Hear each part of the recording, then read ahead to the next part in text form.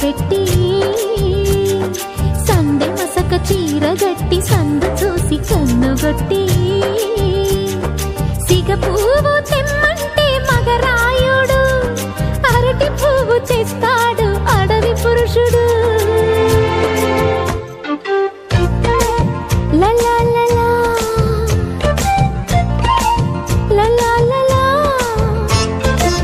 సందమామ కంచమెట్టి సన్నజాజి బువ్వ పెట్టి